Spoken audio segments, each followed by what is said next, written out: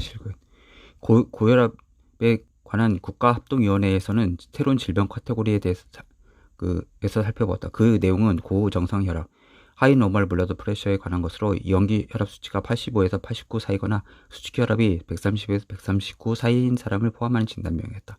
10년 후 고정상 혈압은 전 고혈압, 프리 하이퍼텐션이죠. 그러니까 고혈압 생기 전 단계라는 새로운 이름을 얻었다. 대규모 무작위 시험 결과 전 고혈압 환자들에게 혈압 강화제를 투여해 고혈압이 진행되는 확률을 줄였다는 연구 결과 보고되었다. 그 무작위 실험에서 처음 2년 동안은 간데사르탄이라는 약물을 투여한 치료 집단과 플라시보를 투여한 비치료 집단을 비교했다.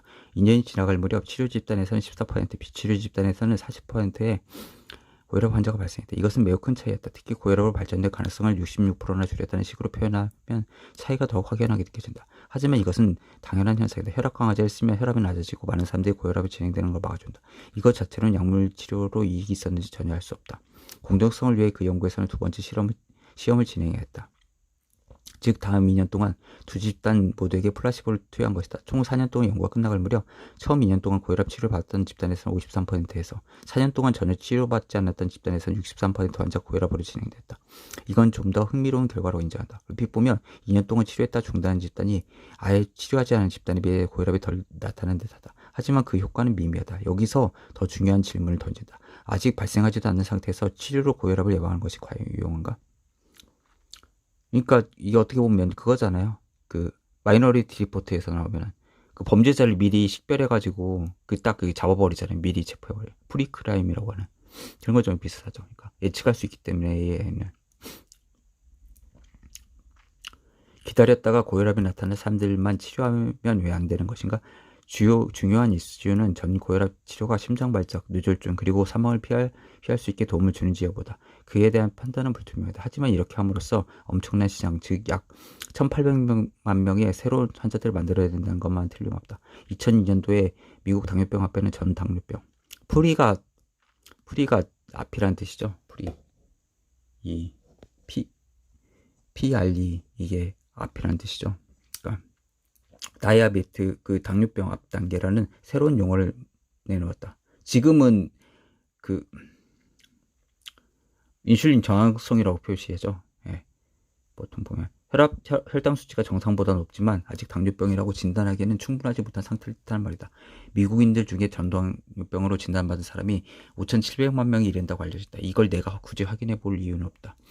이것은 과잉 진단과 과잉 치료 거대한 부산물로 생겨나는 더욱 큰 시장이다. 낮은 콜레스테롤 수치를 강조하는 사람들은 자신들의 주장을 더욱 확대할 기회를 찾는 데 힘을 쏟는다. 최근에는 극기야 어린이들도 콜레스테롤 검사를 받아야 한다고 주장한다. 미국 소아과학회는 과체중이거나 부모가 심장병 또는 고지혈증인 어린이들을 대상으로 콜레스테롤 선별 검사를 실시해야 한다고 말한다. 엄청나게 많은 부모들이 고지혈증으로 진단받고 있기 때문에 이런 방침은 많은 어린이들을 검사 대상에 포함시킬 것이다. 선별 검사 시기는 10세 이전, 2세 이상이어야 하며 약물 치료는 8세까지 보류하라고 한다. 국립골다공증 재단의 전문가들은 그들의 이름을 걸고 골다공증 치료 가이드라인을 새롭게 다듬었다. 치료가 필요한 T스코어 컷오프를 1.0으로 확장했지만 그 자체만으로 치료 결정을 내리기에는 부족하다는 점을 확실히 하고 있다. 환자는 반드시 향후 10년 동안의 고관절 골절 확률이 3% 이상이어야 치료를 받을 수 있다. 이 확률은 미국이 조금 수정한 WHO의 알고리즘을 이용하여 계산한다. 그 알고리즘은 웹사이트에서 의사들이 직접 접속해 환자의 나이, 키, 체중, 그리고 T스코어를 입력하게 되어 있다.